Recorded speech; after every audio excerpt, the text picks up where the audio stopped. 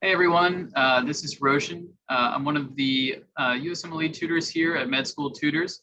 I'm a PGY3 going into ophthalmology, but still really enjoy tutoring and think that hopefully I can share with you guys a couple of tips.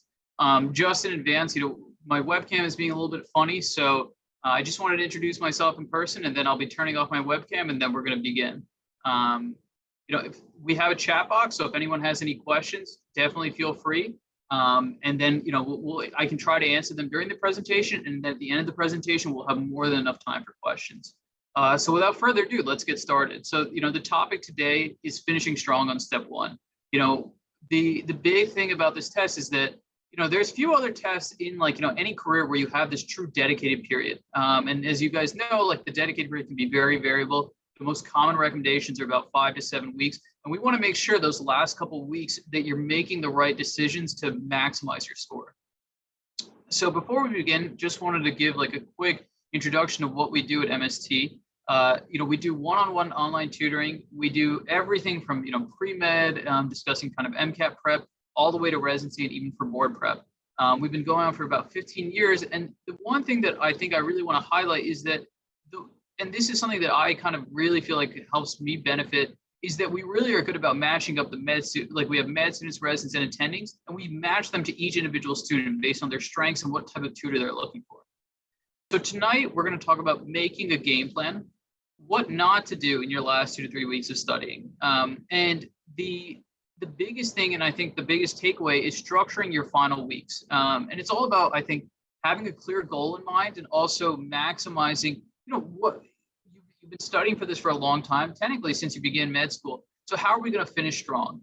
And in the meantime, we'll have a couple slides on what you can do now to make yourself prepared for the future. Okay. And like I said, we'll definitely have that Q&A. So, when you're towards the end of your dedicated period, it's going to be a point when you need to figure out what's the last bit. I think the key to honest success in step one is having a good schedule. And that's something I think we can help you do. But even if you feel like, that you have a good schedule, it's important that you maximize those last couple of weeks. So when you think about it, one, you need to know what resources that you want to use. And there is a tried and true formula, which I'll go over. You want to know where your weak areas are, and that's where I think UWorld and first aid, that's where you're gonna address those weak areas. You may have noticed throughout the year what you struggled in. For me, it was, I for some reason, nephrology really always gave me some trouble.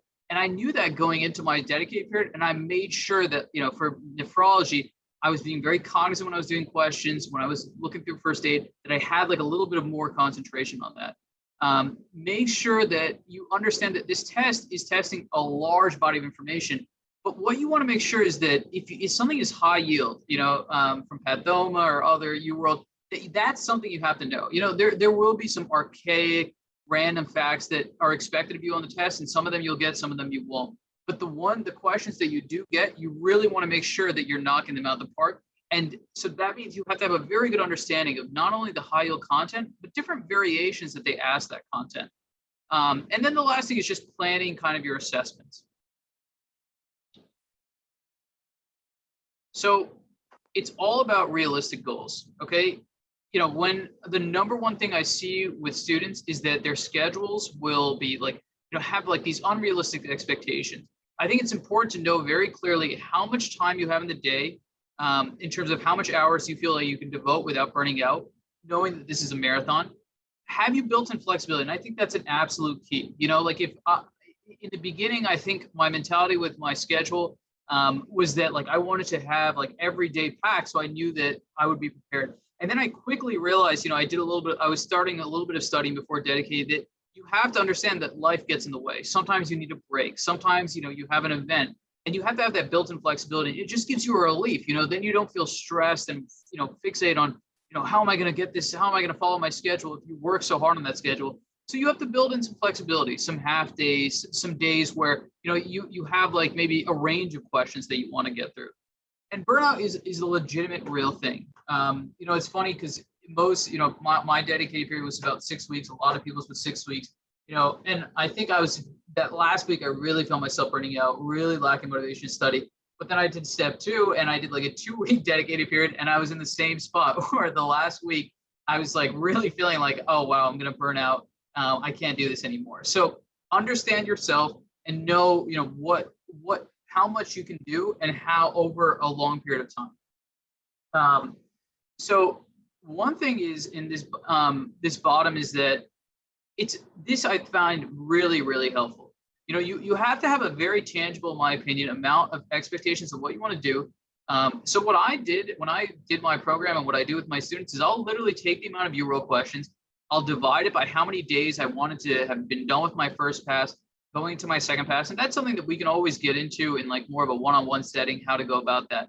But I used to have a certain amount of first aid chapters. I used to just do it by page number, and so yeah, I would maybe finish in the middle of the cardio block, but I knew that as long as I got my page numbers done, I was going to be good for the day. And it's good to set achievable goals, and then you really feel like you're going somewhere when you have like a set amount of questions, set amount of chapters or pages, and a set amount of videos that you plan to do. It feels very good to be checking off that box.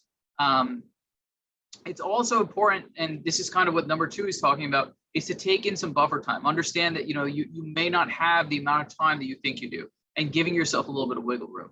And I really, really would strongly encourage you to take the amount of days that you're going to be studying and make your work into not qualitative, but very quantitative measures of what you're looking to accomplish. So we talked about what we were not going to do, and here's a couple things that we think is really important. For a lot of people, they find a new resource, and Boards and Beyond is one example, but this happens a lot where someone says, maybe your studying isn't going as well as you want. Someone says, oh, well, have you tried this? Insert resource, maybe Boards and Beyond. And you say, oh, I haven't tried that. Maybe I'll give it a shot. And you're just adding another resource into the mix. And that can really throw you for the loop, no matter which way. If you really like it, then your mentality will be like, oh, I should have been doing this from the beginning, and then you only focus on that content. And on the other hand, if you don't like it, then you kind of wasted your time. When it comes to you doing well on step 1, it's important, yes, to utilize a resource that you have, but that's only, in my opinion, after you feel like you've really strongly gotten the most out of UWorld and the most out of first aid with some Pathomba featured as well. The other 2 things that I see very often is that there are people who just don't like questions. Doing UWorld from the beginning can be very demoralizing. It can be very frustrating to see your score, starting with 30%, 40% on the first couple of blocks, and it happens to all of us. And then that can really dissuade people from doing questions, and they feel, that they're compelled to, sorry about that. They feel compelled that they say, okay, I'm doing these questions. I want to feel like as comfortable as possible and prepare for the questions. But that's, the way that the questions work, right? You're supposed to learn from them. You're supposed to struggle in the beginning, and you'll notice that towards the second half is really a marker of, what your performance level is. Because if you do 50% on random, you'll find that the second 50%, you'll have gone over a lot of these concepts. And now it's the question, did you retain those concepts? The other thing I see very, very often is that people will be very reluctant to review subjects they don't like. They'll just ignore them. I had a student that really just didn't feel comfortable with neurology. And I would constantly say, why don't we review these concepts? And she would say, no, I'm not ready. I want to do something where I'll get the most, I'll maximize my time. And her logic was like, neuro just doesn't stick no matter how much I work at it. And that's okay. Some concepts you will struggle in, and you have to pick and choose which, what you're focusing on. But the key is that you understand, if something is high yield within that subject matter, it's really your duty to know that. Whether that's, things like neurology, nephrology for me, biostatistics, if it's important and it's high yield, you don't have to know the minutia. Maybe you'll know the minutia of a different subject, but you do need to have those high yield subjects, and you can't be putting it off. And that's where the merit of doing UWorld on random comes in. You're forcing yourself to come up, with a lot of different topics and exposing yourself to what weaknesses you have. The other thing is, you guys, a lot of you may be in the start of either a dedicated period or a period where you're planning on, you're starting your second year and you're trying to figure out what to do. One tip that I had that I think really worked for me is that if your second year works in organ systems, but it doesn't necessarily have to be like this, whenever, for instance, you're doing cardio, then you read that correlating thing in first aid, because first aid is a very dense, heavy resource. So it's really feels really good to have gone through that at least once. You don't have to go through the whole book, but at least a couple of like the organ systems, so that when you're reading first aid again in a dedicated period, it's not the first time you've seen this information. And that just makes you feel so much more comfortable, and it doesn't seem as insurmountable, like the amount of content. So, you know, and this is something I'll stress many times. You know, UWorld and first aid are really the most important resources. You know, there's a lot of other great resources out there. You know, AMBOSS has become very popular among students, boards and beyond. But the one caveat is that I only recommend those resources if you've exhausted these two. And when I say exhausted, with UWorld, in my opinion, that, you know, everyone has different opinions, but I think you have to do 2 passes to feel like you're no longer benefiting from UWorld. Okay. In my, you know, for me personally, what I did and what I recommend for my students is 2 passes. And the second pass, you review your incorrects. And hopefully there's not too many. The other thing is that, you know, first aid, it may seem like, how much am I even retaining? Like, there's just all these facts, all these, like, you know, minutia, but they do have some great mnemonics. They do cover everything. And I remember someone once told me is that if you had first aid, okay, on your exam, you would be guaranteed a 255 plus. Okay, if it was an open book exam for step 1, that's what it would be. And the way I think about that is that, you know, it's that, you know, what they were trying to imply is that mostly every single thing that's covered in the test can be found in first aid. And I would really challenge you is that, like, you know, if you find that if you find someone who disagrees, ask them, you know, okay, what questions did you get tripped up on? You could probably find them. And the reason I mentioned that is because these are the most important resources. You really want to maximize them, really devote your time to studying them. And then that's what's going to help you, one, in your main dedicated period, but also when we're talking about the end of the dedicated period and finishing strong, these are the resources that you're going to finish strong with. Those other resources, sure, you can incorporate them maybe earlier in the year. You know, maybe if you find that you don't want to, you think that you really want to get, you know, hit the ground running, sure, do those other resources. But when you're in your dedicated period, you have to maximize your time, and this is how you'll do that. When it comes to using resources, you know, I kind of went over this, I know, at length, but you want to have that really strong foundation in UWorld. I kind of consider UWorld as a textbook, and that's something I really recommend that you treat it like that. You read every single answer, and you read, you know, when you look at an answer choice, even if you got the question right, when you're looking at the wrong answers, they'll often almost make it seem like, okay, this is what the incorrect answer would be the answer to. So, you know, if they gave you a cardiology question and they gave you, you know, one of the wrong answer choices was, hypertrophic cardiomyopathy versus dilated cardiomyopathy, they would say, you know, the answer here is this patient likely has dilated cardiomyopathy. But in this instance, if they'll give you a different scenario or where hypertrophic cardiomyopathy is the answer for a similarly worded question. And that's how you really get the most out of UWorld. You know, and now in 3, we had these supplemental materials, but it's really as time permits. You know, there's a lot of different additional resources, Anki, you know, USMLE ERX, and those are great, don't get me wrong, but I only would recommend those after you found that you've gotten that very strong foundation in both UWorld and first aid. So this slide, you know, there's kind of a lot going on, but I would focus mainly on the pass 1, pass 2, and pass 3 goals. Okay, so when you're going through your dedicated, in the beginning, UWorld, it is tough. You know, it takes a long time to review. It's very difficult to really feel, you know, very comfortable on the subject matter. So it's gonna be slow going. And so in the beginning, you may be doing 40 per day.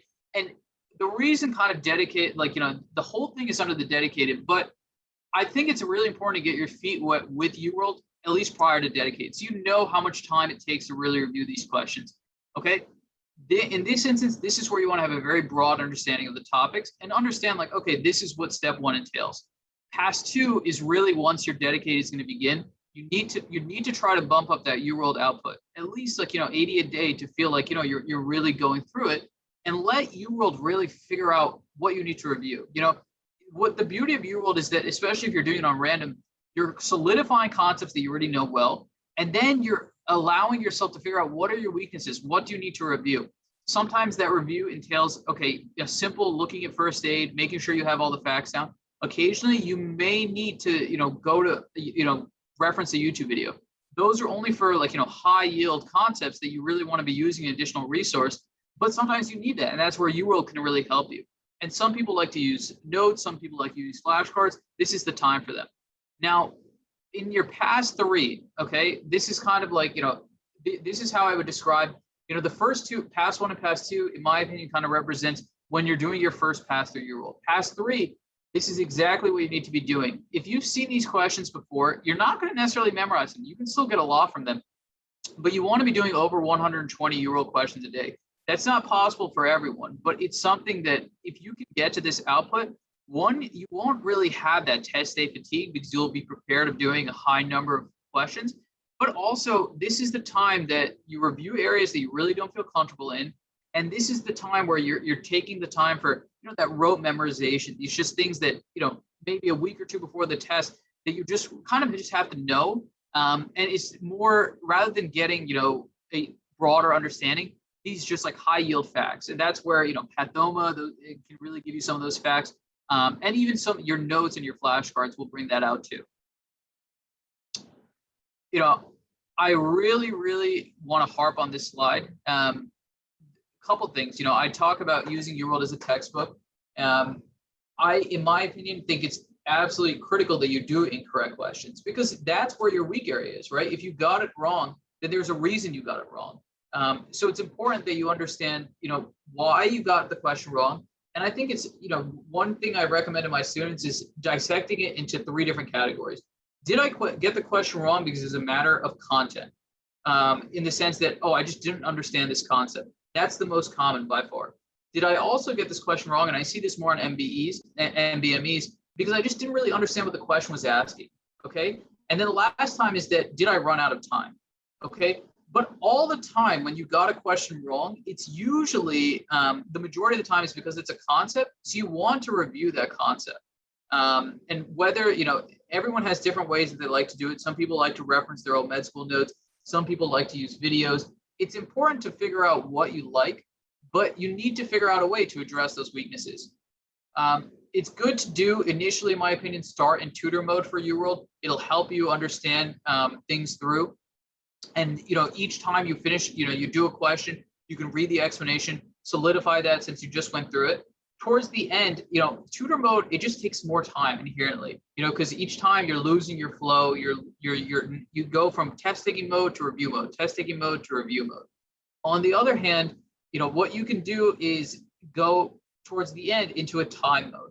And one tip that I really recommend for students is that everyone's so, big on 40 question blocks because that replicates the real world test. However, if you find that you get mentally exhausted doing these 40 world blocks and time is, and this is the key here, you don't find that you usually run out of time doing those 40 question blocks, I recommend splitting them into 20 questions. It's much more easier to manage than, just doing 20 questions and review, take a short break, do 20 questions, and it just makes it much more manageable.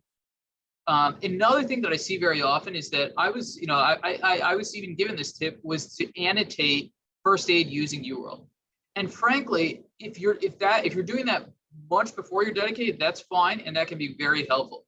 But I think a big mistake would be to adopt that process during your dedicated period because that takes a lot of time. And the question is, what is the benefit of annotating your first aid? It's so that you can review it later. But if you're running out of time and you still have questions to do, you're not going to review that first aid and those facts you wrote down. So it's kind of futile. Instead, the one thing I would do is really maximize that UWorld's note function or flashcards. Everyone has their preference. I like the notes because I would just, jot down a quick note, try to make sure you're distilling the most important information that you need and most likely something that you think you might forget. So I would, write down my notes, and then what I would accumulate is all these notes, and then I would download a PDF and say, okay, this PDF, it may seem like, you may think you're taking a lot of notes throughout the whole process, but really, once you go boil down to it, I personally was able to review both for step 1 and step 2, my UWorld notes, both around I chose to do it about 3 days before my test, and all it took me was half a day for all of my notes, because in theory, it should just be high yield information. So using the notes function, some people love an Excel sheet because you can split that by topic. but figure out what works for you. But remember that UWorld, you want to use it like a textbook, meaning that you're reading every answer, but you don't need to, transcribe everything as well.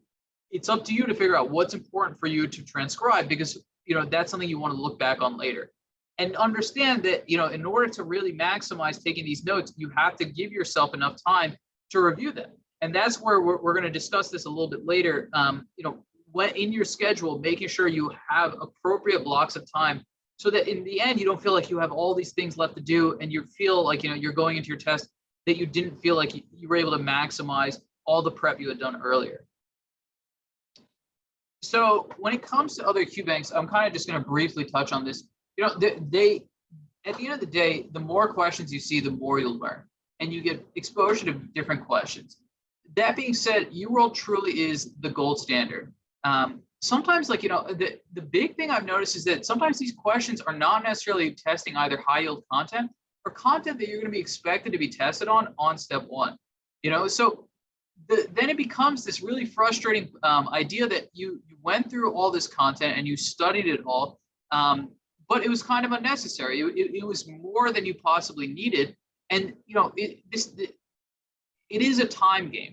And for most people, I don't think that you fully maximize UWorld and first aid to the point where these resources are beneficial. But there are people for whom it is.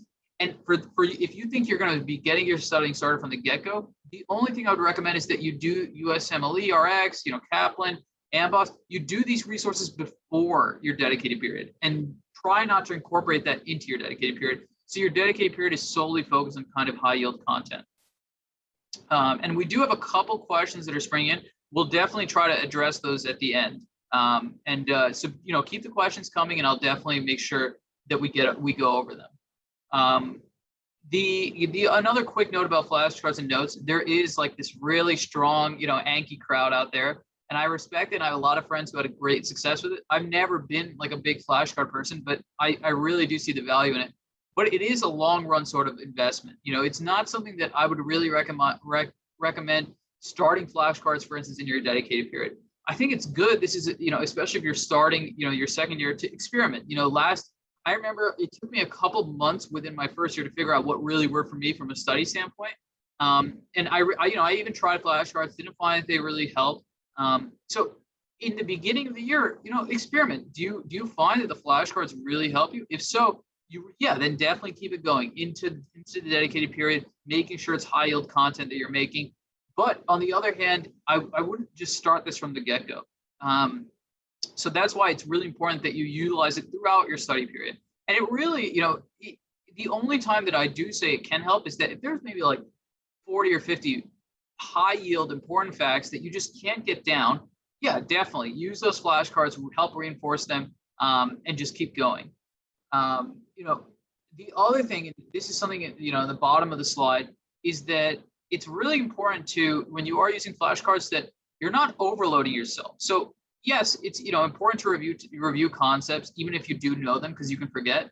But mainly, I would say exactly what this is saying is that use those subject areas that are giving you the most trouble. Find about 2 or 3, and that's where we're going to talk about practice exams.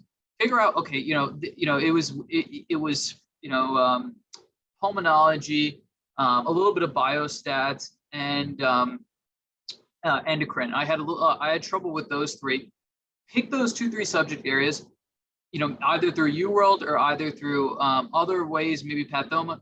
Figure out the high yield information, and yes, definitely use the flashcards. But make sure that this isn't maybe the first time you're using flashcards if it's with more broader, overarching subject areas.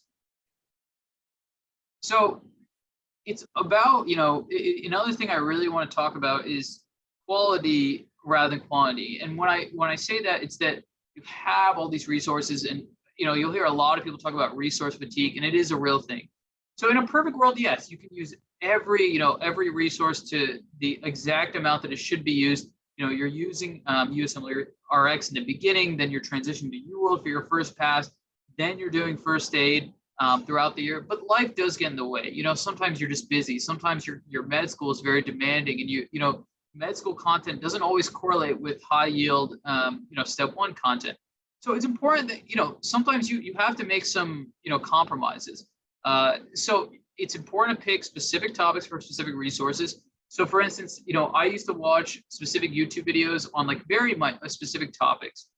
So a very good example is like those stroke symptoms, like syndromes like Wallenberg syndrome, Benedict syndrome. And I found that I found this amazing YouTube video that I thought like really just helped me iron down those concepts, understand when a certain part of the brain is being affected, what's going on. And then I found that, okay, if I can do this and if I can understand this concept, this was a great investment of my time. However, it's important that you don't, invest your time and go into the weeds with these YouTube videos when you're in your dedicated period, because it's important that, you utilize your, step one resources, which are, like I mentioned, first aid and UWorld, to iron out those concepts. And only after you've exhausted them is then when you want to say, okay, maybe I need a little bit of extra help. And that's kind of what we're talking about here, is that you need to make sure that you don't fall prey to that resource fatigue and feel overwhelmed. And that's where, like I said, we can definitely help you figure out what resources you want to add, how you want to add them, how much time you want to devote to them, and then go from there. So a couple notes on practice tests. Practice tests, I think, can be like one of the most frustrating experiences, because I do feel like most people during their dedicated period will really feel that, okay, I am really learning a lot. I'm building on my foundation. My understanding of these concepts keeps getting better and better. And that's kind of most people will agree to that. That's the beauty of UWorld. That's the beauty of having a structured schedule. Okay, but sometimes the practice tests don't reflect that. You can have maybe you prepared really well. You have a great baseline MBME. Okay, then you take another test. Maybe this exact scenario happened to me. 1 to 2 weeks later, I take another MBME. I get the same score as my baseline. I said, okay, maybe this one just had tougher concepts. A week later, I take another practice test, the same score as my baseline. And I know that I had reviewed a lot more content. I felt much more steady, but my practice scores weren't suggesting that. So it's important not to get bogged down by the practice tests. They help you understand where you stand in terms of score, but at the end of the day, they shouldn't necessarily change your management. If you're doing well on these practice tests, rarely will recommend, yeah, maybe you can take your test early. But if they're not going well, just try to figure out why, and then understand that this test is not going to decide your score. The real test day will be your score. And how can you, what can you do from a bad practice test to the real test day? And that's address your weaknesses and figure out why you got those questions wrong, like I was talking about earlier. So questions when it comes to UWorld represent formative feedback. You're continuing to build on your foundation. Practice tests are supposed to give you an idea of, okay, where am I at from my body of work? Where do I stand? And that's what we mean by summative feedback. However, there is variability, and that's what this next slide is discussing. Understand that some practice tests, in theory, you want to keep seeing your score go up and up. Sometimes your score may be steady. Rarely it can go down, but that's okay. Understand the key is, how are you utilizing this practice test? Make an idea of, what went wrong, and then build on that. Knowing that, okay, maybe next time I'll try to be more cognizant of time, or now I've covered these weak areas and I'll be able to address them the next time I see this test. And the other thing is that, I see this very often on forums with students, is that, the practice tests, they do give you a good idea where you're at, and there is some variability. But, if you have a score, if passing is something that you're not sure about and you're kind of borderline, and you say, okay, I may not feel comfortable, but, I do understand there's variability with, there is variability when it comes to these scores. Maybe I'll just have a good day. That's something where, it's important to expect that the average of your practice tests, and that's why we kind of mentioned the sum average, there is very high deviation, like plus or minus 10. Okay. But understand that that range is a pretty good range, And so it kind of can go both ways. So a lot of people say, yeah, and for instance, for myself, my best score ever was my step one. And that, it's a great feeling. But I know, unfortunately, a lot of people where it was, a very far cry from their averages, and understand that that variability goes both ways. So another quick note is, and this is something we get asked often, and one I really want to focus on: should I push my test back? this is something that is very, very much person to person, and why I would say, a lot of people will try to use references. You look at other people, they'll post, I have a 240 plus, 250 plus, here's what I did. And the key here is that, everyone is a little bit different in terms of what they, where they stand and what would happen if they push back their test. So sure, when it comes to scheduling, when it comes to studying, you can use others as a reference. But when it comes to pushing your test back, it's very, very personal. First off, what do you think are you going to, and this is what I really stress to students, is what will the extra time do? Do you have a tangible plan for where the extra time will be spent? Will it be spent reviewing more content? Will it be spent because you had a setback, because, like life happens and you just need a little bit more extra time to finish up your schedule? And sure, that makes sense. But, the key with the dedicated period is usually there's something that comes after your dedicated period. The start of, rotations, the start of, sometimes, if you're in your third year and you've already done some rotations. But the key is that understanding that after, if you were to push it back, would you have time to, would you be able to study as you are? So I remember one student in particular, they wanted to push their test back. And, at the end of the day, I think it was a good idea, but they had very unrealistic expectations for how much they would be able to study on a rotation. And while obviously you're not going to forget everything, there's a big difference between a dedicated period where you're able to study 8 hours a day, refreshing content, and then versus coming home from a long day clinic as a student and maybe only having like 3-4 hours, and understanding that not only will you have less time, but that's exhausting and you're very more likely to feel like that burnout. So knowing, if you are pushing back your test, and fine, maybe you had just a small vacation plan, that's okay. But make sure you have the appropriate time and you're realistic about what that extra time is going to give you. And then it's not always feasible. Like, make sure that your test site has availability. Make sure that it's something that you're not going to have to jump through a lot of hoops and be stressed figuring out where you would take this test if you push it back. And unfortunately, I have seen that scenario occur as well. So a little bit of, cramming. I think a lot of us are crammers, and a lot of us got to where we are by cramming. The one thing about medicine, I think most of us would agree, is that it's not necessarily conducive to cramming. It's about having a good foundation. And that's what you really want to be doing in the beginning of your dedicated period. From the get-go, you want to have a good foundation, but, when you're doing, the first beginning of the 6 weeks, you want to be really accumulating knowledge. You'll think, yeah, sure, you've covered a lot of these concepts, but it's easy to forget them. So you really want to keep reinforcing that. So how do you do that? You do a lot of questions and you're reviewing first aid and you're amassing content, okay? And the way that I really want to describe it is that if you have a good foundation and understanding of these concepts, I describe it like, sometimes you'll have a scenario, and I think Pat Thelma does a beautiful job of this, of like, A, B, and C, and so, when it comes to heart failure, the pathophysiology of heart failure, why do people get edema? What's going on? Why is it, what's going on with preload, afterload? If you can understand the fundamental aspects of heart failure, then you can always work back to understand, okay, why are they getting edema? Then, you can delve in further. So, I went from A, then A to B, we're talking about the edema. Then what type of edema is it? Is it pitting edema? Why would it be pitting edema?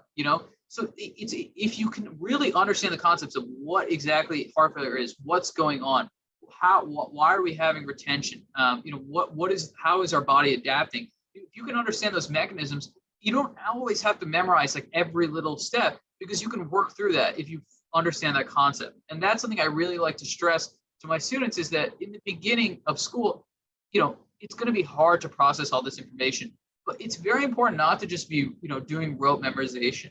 I think another classic example of this that most people will have experienced is in organic chemistry. There comes a point when, you really can't memorize orgo, but if you can understand the steps, you can always work backwards and forwards to get to where you need to be. And that's where a lot of the pathophysiology of step one kind of also plays. Now, this is where I think we can be really helpful, is in those 7 to 14 days. You don't want to be accumulating new content, in the sense that, sure, if there's a topic that maybe you hadn't come across, then sure, you want to learn that. But ideally, in those last 2 weeks, okay, you wanted to have at least been done with one UWorld pass. And in that UWorld pass, if there was something you didn't understand, you would have addressed it, either just by simply reading through the UWorld explanation, or if you needed to go through first aid, you can always, review that topic. But you want to have accumulated that content. You wanted to have, like, for the most part, have that foundation. And now you're just tying up some loose ends, continue doing questions. The last 3 to 6 days, there are crammable topics. The best example, in my opinion, biostats, and now more recently, ethics is being incorporated. Those are definitely crammable. Part of those are equations, part of that, and small pathways. Those are ones that it's not necessarily a great investment of your time to see that in the beginning of dedicated, because you may forget it. So figure out what the crammable topics are, and that's what you want to be doing in your last 3 to 6 days. Now, the other big thing is that it is very important to get some rest. Not everyone feels comfortable with, taking a whole day off or half a day off. What I recommend is that, if I personally took a day off, a lot of other people prefer to take a half day off. So what are you doing in that half day? Primarily, maybe just going through notes. I always recommend doing maybe on the day right before your rest, or if you're doing a half day, do 30, maybe 10, 20, 30 questions. Just get in the flow, remind yourself that you really do have a good understanding of these concepts, and just kind of get in that question mentality, and you're prepared for that. But for the most part, you want to feel comfortable, you want to feel well rested, and I promise that will go a long way. If you get a good night's sleep, you feel well rested, you will, find that you're maximizing the best chance you have of doing well on this test. Really quickly, important to understand what can happen on test day. It's 280 questions, 1 hour per block. It's a long day, 8 hours. Understand that the tutorial, you can review that ahead of time. So the time you spend on tutorial, if you can skip through that and you understand how the software works, which is definitely feasible, that's time you have later for breaks. Okay. It's I do believe in planning my breaks. I did that, about 2 weeks. Figure out if your day, if your test is in the morning, by 2 weeks before your test, you want to start waking up at the time that you would be waking up for your test. Okay. And at least, minimum 1 week, but I would recommend 2 weeks. Plan, sometimes what I recommended was that, you do an MBME, you plan how you take breaks, and the MBMEs aren't as long as the test. And then some people, if they really feel like they're unsure about how timing will work, how they'll feel with fatigue, you can always do an MBME and then some additional UWorld blocks to simulate how many questions that you would see. And you can use that as the perfect time to figure out your breaks and everything. And then you want your test to be realistic in terms of the test experience. So that means you're in a quiet environment. You're not, you're not allowed to have water during the test. You're not allowed to eat during the test. You want to feel like you're as ready for this test as possible. And that means replicating the test day environment. So I remember I used to study a lot at Barnes & Nobles or my library. But there's a lot of things coming and going. So I made sure that when I was doing a practice test, it was at my apartment with it, without anyone interrupting me, making sure that I had this time to really simulate what the environment was. And that means that, when I use the bathroom, I'm, not going, hanging out, I'm taking those times. And, it seems like it's a lot and it's very elaborate, but it does go a long way to maximize your comfort on test day. So, and this is kind of something we talked about. The other thing I want to talk about is the Qbank. 280 questions is a lot of questions. So it is part of a stamina game. So I would say, there's two things to think about. The first is, how do you do as a person with timing? Historically, are you someone who's always struggled with timing on tests? Then it's more important to give yourself mental reminders. How often do you check the clock? Every 10 questions, should you be checking the clock and making sure they are not bogged down, that you're on pace? And so, for instance, if you find that maybe you're falling behind, and then you see a question with a long stem, or you see a question, you're like, wow, I really don't fully know exactly what the question's asking, that you're good at triaging and saying, okay, maybe I can figure this out later, but I need to make sure that the questions I do know that I'm answering, and I get to them and I see them. So everything that's high yield or something that I should confidently get, I've addressed that first. And then, if I have additional time, I'll worry about these tougher ones. Okay, that's a subset of the population. Another population, they're finishing with time to go. but then you have to make sure that you're not burning out. You have the stamina. And that's why, when we talked about previous slides, doing 120 questions plus of UWorld a day, it really does build that mental stamina that you feel like, okay, one block, next block, another block, another block. You can just keep going. You plan your breaks, and you feel like, okay, these are manageable, and I'm good to go. It's all about having a balance. Eating healthy is very important. Exercise and sleep. I really think it's very important to get a good night's rest after each day, because you want to solidify the information. There's a lot of evidence that that's how you do that. Sleep helps you codify whatever you've learned and synthesize, and that's what you're doing primarily on a day-to-day basis. You need to make sure you're getting adequate sleep. There is going to be limited returns if you're only getting limited hours of sleep. How much are you retaining from this information? Exercise, everyone should try their best. For some people it goes faster than others, and it is about like, how are you able to keep sane and feel like this isn't dominating your life and you feel comfortable. In the beginning I was doing some exercise, and then I thought, I kind of maybe I'm going to exercise a little bit less than I thought I would, and I like having that extra hour that I would have been exercising, just relax, unwind, watch TV. And it is a tough 6 to 8 weeks, and like I said, everyone has different dedicated periods. Don't get me wrong. I know that it's tough, but if you kind of approach it that you have a set amount of time, you have set goals on days, if you finish your goals early, you finish early, you really will find that the weeks go by fast and it's over before you know it. But part of that is making sure you know what works for you, whether that's taking mental health breaks, exercising appropriately, and making sure you prioritize sleep. Okay, another quick note, I know I keep mentioning the forums. Another thing I very often see is people describing, that they left the test day feeling like they failed, or they have no idea how they did, but they really don't think it went well. 6 months later, they come back and they're like, oh, I scored, actually better than my practice says, which goes to show that, how you feel is not maybe how you did. There's different types of tests out there. There's some where there's definitely a higher curve than others. And the ones that have higher curves are probably going to be harder questions. And it's important not to get psyched out. More than just getting psyched out after, the key is not getting psyched out during the exam. If you're used to, I remember I was used to marking a certain amount of questions on a UWorld block or MBMEs. My first, block of like step 1, I marked 10 extra questions than I usually do. And I was like, oh my God, what's going on? Like, I feel like I marked half of this thing. And I really need to take a deep breath and say, if I'm struggling on these questions, I'm sure other people are. I'm sure that's going to be taken into account, and I just have to do my best to get the questions right that I'm getting right. And then, these other ones, like I was able to narrow them down. So maybe, I'll get some of them, but I know that, everyone else is probably feeling the same way as me, and the test is going to take that into account. So make sure that, as you're in your test, you're taking those, that you're mentally prepared, and you understand that there's going to be questions that you don't know. There's going to be stuff you've never seen before, but it's important that the questions that you should get right, you do get right. So, just to kind of summarize, it's, the last part of the dedicated period, I think we did a good job discussing the whole dedicated period. But in this part, I want to kind of reiterate a couple of things about those last couple weeks. You want to review unfamiliar content, like it is a game of strengths and weaknesses.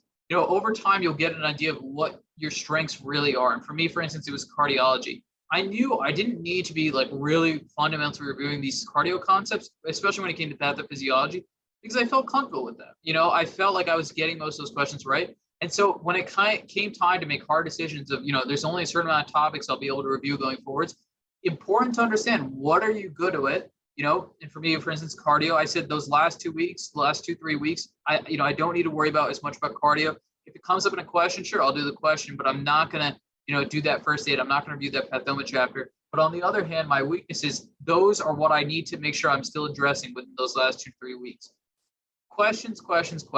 Textbooks and lectures, the thing about questions is they are the synthesis of high yield important information, especially when it comes to UWorld. Textbooks and lectures, they invariably will have excess information, and it's all about a time game. How much time do you have, and can you utilize that time at the best of your ability? And for most, I would say 99% of people, that means you do questions, because those are a synthesis of what your textbooks and lectures are trying to teach you. You know, this kind of, you know, the third point kind of goes in line with the previous point of, you know, figure out what you struggle with and how do you do that. One, UWorld is very good at categorizing your incorrect answer choices. So I used to take notes and write down like, okay, you know, I got, it looks like I would just mark it and have like a tally and say like, oh, okay. And then, you know, after about 2 weeks, I would like round up my tallies and say, okay, it looks like, yeah, endocrine, I'm really struggling. I think I need to do one more pass of UWorld for that, one more pass of first aid. And then also your MBMEs will categorize those topics areas for you. And it's up to you to utilize that categorization and address them. Avoid, you know, like trying to get into these rabbit holes of like, you know, what if they had asked this question this way? You know, I don't think I would have gotten it. Everyone does it. I've done it. Know that, you know, if a question is, there's only so many ways you can ask a question. And if it's not, you know, if it's a way that probably you haven't seen, sure, there's a, you know, sometimes UWorld has a funny way of presenting something just a slightly different way, but understand that, you know, going through these elaborate scenarios, it's not, you know, a good use of your time. Another thing that, you know, we talked about, and I think is really important to reiterate, is being realistic about how much you can get done within those last 2 to 3 weeks. So the reason I bring that up is that, you know, when you're working, that means that, okay, you know, you have a good schedule, you know that like you still have a certain amount of questions, you still have a certain amount of first aid. And if you don't think that that's something that you can reasonably do, then it's important to triage and say, okay, what should I cut out? Maybe I'm just like really struggling to read through first aid. I'm just going to fully focus on UWorld going forwards. Maybe you initially were planning on adding, you know, some boards and beyond or some extra pathoma. You know, I'll give you another example from my personal experience. I thought that I was going to be able to do, you know, all my UWorld, all my first aid, you know, my passes of UWorld, and go through pathoma. I quickly realized that, you know, pathoma, it's great, and I worked a lot at it, but I just couldn't fit it in. And I thought that I had gone through enough that you know, if I were to rewatch those videos or go over those chapters, there isn't a significant appreciable improvement that I would get. I still went through those high yield chapters that everyone recommends, but I was very, you know, quick to say, okay, it's just not realistic. It's not going to be feasible. That's okay. The last 3 weeks, I'm not going to go through pathoma, but I am going to go through what I think is most important to me. You know, we have a lot of brilliant people here at the presentation in medical school. And I think a lot of us are used to having like a lot of success when it comes to standardized exams. You know, step one is not going to be like that. You know, in theory, like it's almost impossible to get a perfect score. And it's about having a realistic goal for what score you're looking for and what you want from you know, your performance and what you want the test to highlight. You know, where you want it to stand in your application. So understand that, you know, this score is not an end all be all. It's very hard to get, you know, the perfect score and, you know, a highly competitive score that everyone wants. But you know, understand that if you put in the work and you have realistic expectations, and you know where you kind of stand, it's very, you know, possible to achieve your goals. And then the last bit is, you know, we talked about this, is avoiding cramming. Like, you know, the last 2 to 3 weeks, you don't want to have pushed off a topic and say, okay, I'll address this in the last 2 or 3 weeks, and that you're learning a brand new concept. Because that's just not an efficient use of your time. And that's also just like mentally, it can just like psych you out, feeling that like, wow, there's this whole problem area that I just never addressed, and I still don't have a good handle on it. And now I have no chance of like, you know, understanding it now, and I just don't feel comfortable. So there is things you can cram, you know, like these equations, you know, some pharmacology that comes up here and there, and some of these like, you know, pathways. That, sure, you know, you can you know, condense that information, but don't give yourself realistic expectations that like you're going to be able to suddenly relearn brand new concepts, you know, within 2 to 3 weeks right before your exam. So the last thing is, you know, I really want to stress that this test is a difficult test. You know, it's something that it can really affect, you know, how you value, you know, how you feel in terms of like, you know, as a student, as a doctor. But I think it's very important to understand that it is just a test. You know, some people are not good test takers. I don't think that the barometer of someone's performance as a doctor has to do with a test score. You know, it has to do with their passion for their respective fields and for helping other people. So My dad gave me some wise words when I was studying for step one, because I was very frustrated with my progress and how much, like my lack of improvement on my practice scores. And he said, listen, are you working hard? I said, yeah, absolutely. I'm working as hard as I can. He says, then you have to hang your hat on that. You have to be proud that you're devoting your all, your time to learning something that few people work as hard as they possibly can. You can honestly say that you've done that.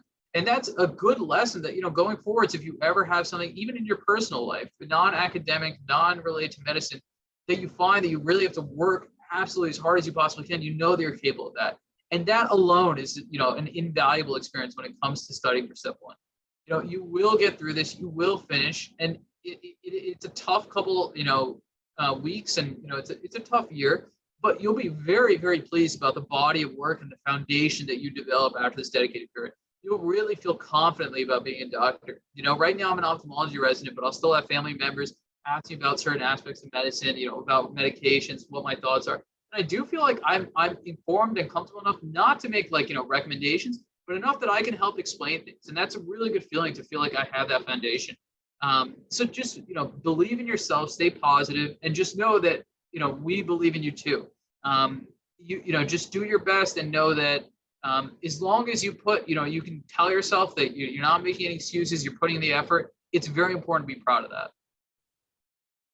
So, a final just note about MST before we get into questions, and I think we have a couple, so we'll make sure to address them. What we can offer for you is that almost every student, and all of my students, have had an increase in their scores working with us. And it's because it's not just, what one person can do. It's a whole team. So you have an advisor that helps you match you up with a specific tutor. The tutor will work with you, but the tutor will also share with you resources that we have at MST tailored to what they think you would benefit from. We're very good at helping you stay on track when it comes to scheduling, helping you, develop a schedule, but also being accountable with your schedule.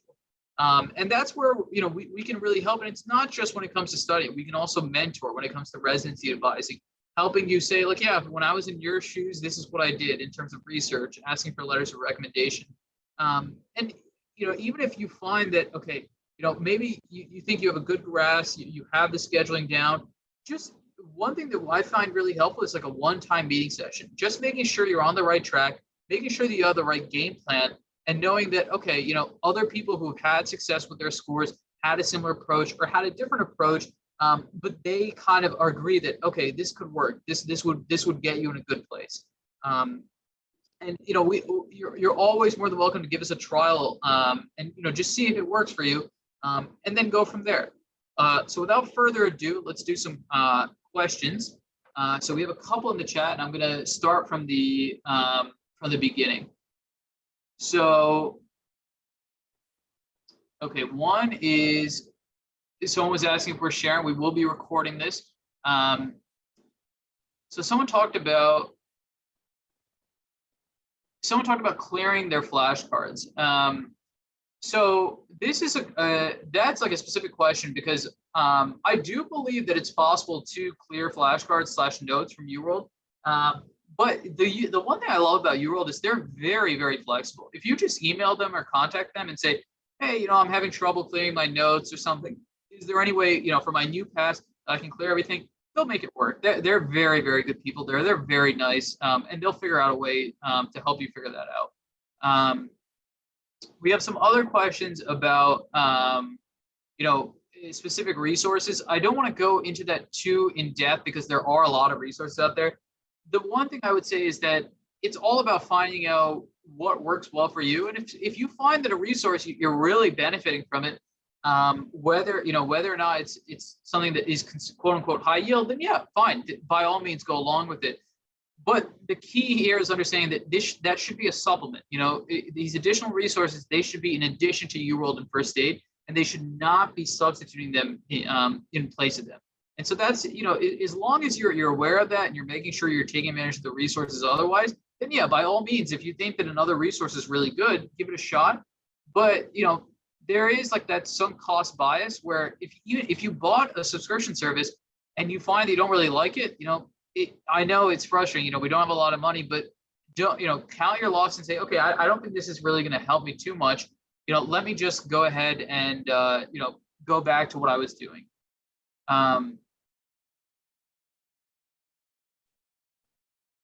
So there's another question. So there's another question about like how like there's a lot of people are talking about discrepancies between what they saw in UWorld and MBMEs versus the real life exam. Maybe they're saying they're seeing more basic science questions, and what can they do? Now, the one key here, and I think this is really important, is that there is a reporting bias, right? The people who are talking about that, part of it is that that's what you remember the most on the test, right? The minutia. I still like distinctly remember like some of these like really odd questions I got from my test, even to this day. And I took my step one like about like 4 years ago. And so there is that reporting bias. For the most part, it all does balance out. And sure, there's going to be these really esoteric, rare questions, but those are by and far not the norm. The norm is going to be high yield, common concepts with pathophysiology. And so, yeah, you're gonna come across some difficult, concepts that you've never really seen or you don't feel that comfortable with, or maybe you saw them a long time ago and you wish you would have reviewed them. Yes, that's okay, but understand that, okay, if you're having trouble with that, other people are having trouble with that. But the worst thing to do would be to focus on those basic science questions and go into the weeds with that at the expense of understanding high yield information that would have served you for 2 questions or 3 questions rather than just one.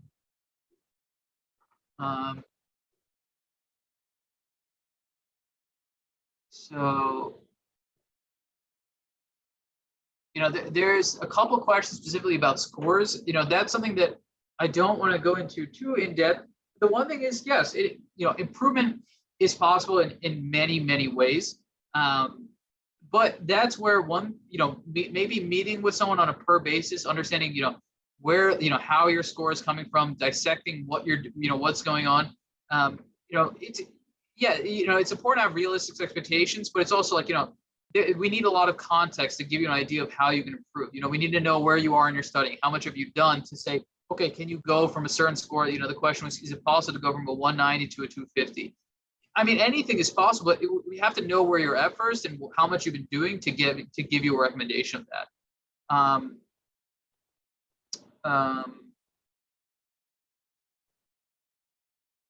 So, we have another couple questions, and we're going to kind of round out the questions soon. But someone was asking about, what do I do? How do I address like myself doing more questions? Because some days there's good days, some days are bad days. Part of that is knowing yourself and saying, okay, when it's a good day, that you maybe do a little bit of extra questions. But another thing, this is where it gets tough, is that it's important that, fine, if you really can't do it and you're burned out, that's one thing, and that's okay if you're not having a good day. But you need to make sure those are far and few in between. It's very important to think about this as something that will end eventually. And you have to invest a lot of time. You have to work really hard. So maybe even if you're not feeling it, you have to push through and finish those questions. And I know everyone, I know a lot of people say, oh yeah, that sounds so easy, but you don't understand. And, but I can say, I was there. I made sure that on days I wasn't really feeling it, I took more breaks. I made sure that like maybe I need a prolonged break rather than my usual 20-minute break. Maybe I need an extra coffee. But if you really want to, do well, it's important that you have a realistic schedule, but you're sticking to that schedule. And knowing that those less productive days, like maybe they'll feel like they're set up to be less productive, but you're doing everything in your power to make sure that, that it's not a less productive day. Maybe instead of like doing 50 less questions you were expecting, maybe it's only 10 or 20. And just knowing that you're going to have to, push through some days, and it's going to be hard work, but it's going to be worth it.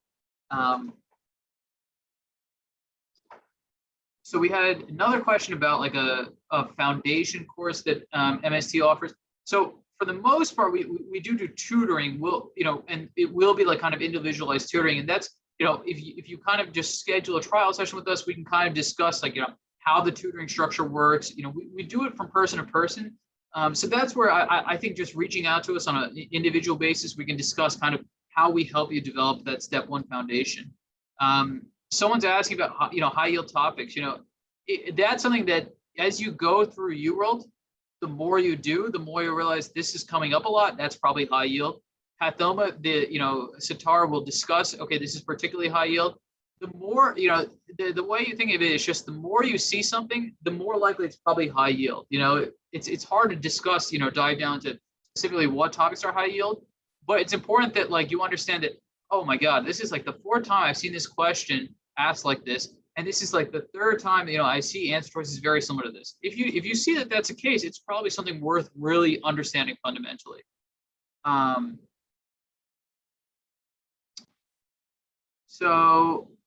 Someone is asking another question. Is it possible to go through first aid through, I guess the question is it possible to go through first aid in a week? If it's like kind of a review, and I would say probably not. It's a very, very dense book. And if you are going through it in a week, it's probably that you're limited in terms of how much you're getting from it. So it's important that you really see, okay, how much, how much are you getting from first aid? And at what point do you find that you're kind of reading through the pages and not really retaining information?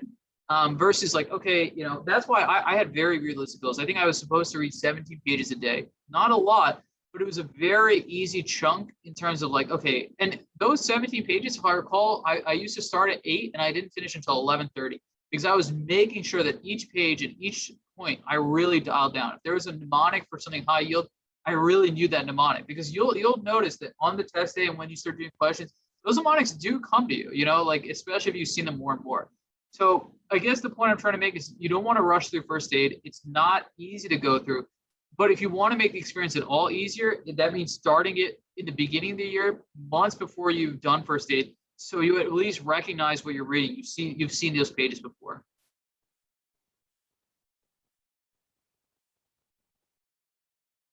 Okay, we're just going to finish up with some last minute questions. Okay, I think the last question is about, we'll try to address these, this last question, and I think it's important. So how close are new MBMEs correlated to step 1 scores? So one thing is there is a lot of resources that correlate MBMEs, and there's not as much information with new MBMEs, but people are working on it. I know on Reddit they do a really good job of trying to compile as much information as they can, where people just post their scores, and it's you're contributing to the greater good. You get an idea of where your MBMEs, how you did on those MBMEs and correlating them. The thing is, with all things, they're new, and the curve is difficult. So I think it's important not to put too much stock on them. In my experience, and once again, this is personal, a different tutor might have a different opinion.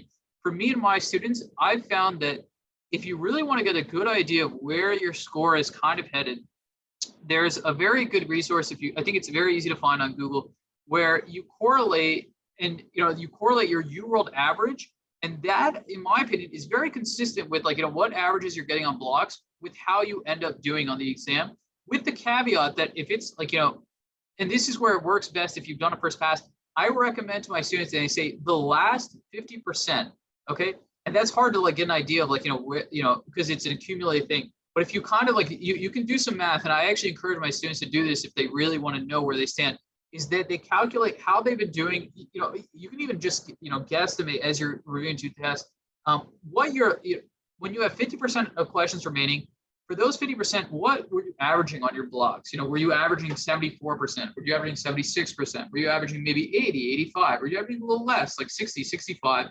And there is like it's something that you can easily find on Google that correlates that percentage with your step 1 score. And I personally found that that's been my most accurate predictor. The UWorld, everyone says it over predicts. Sometimes for people it does, sometimes it's right on target. MBMEs generally can under predict, but sometimes they'll be right on target.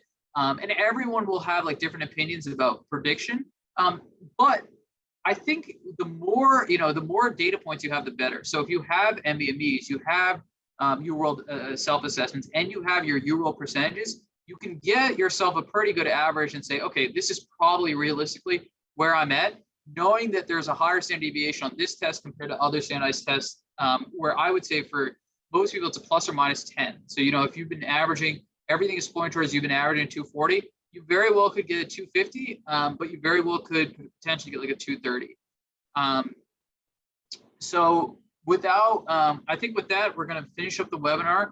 I just wanted to thank you guys all for joining. And I, want to reiterate one more time, step one, I think it's very important that you don't let that define, your worth as a physician, as a person, and just know that at the end of the day, it's a test. It's a tough test. Studying for it is very difficult. But there are steps you can take to make sure that you're maximizing your studying experience, especially like we mentioned in the last portion of that. And as long as you're doing that and you're working hard, I think it's really important to recognize that effort and then go from there. So I just wanted to wish you guys all the best of luck with all your future endeavors, and especially with step one, for some of you with step two. And then, we'll hope to hear from you guys soon.